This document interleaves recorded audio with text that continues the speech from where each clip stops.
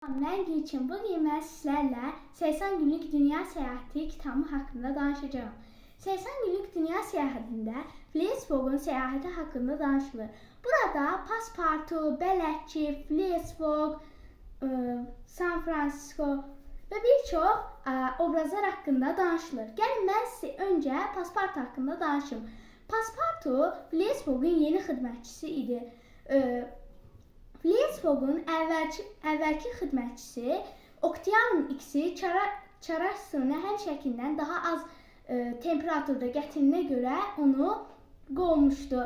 Buna görə də Paspartu Phileas Fogg'a çox yaxşı hörmət bəsləyirdi. Auda Phileas Fogg'un həyat yoldaşı idi.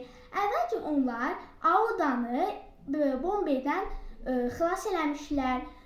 Brahman müqəddəs dininə görə ərisi ölən arvadları öldürürlər. Buna görə də Audanı öldürmək fikrində idilər. Amma Phileas Fogg və bir çox qəhrəmanlar onu xilas etmişlər.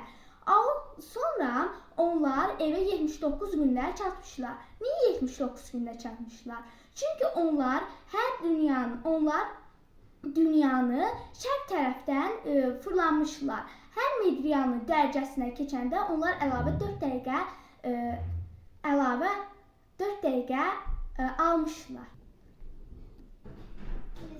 Davamını daha siz oxuyarsınız. Bu kitab çox maraqlıdır. Sizə digər kitablar və bu kitabı oxumağa tövsiyə edirəm.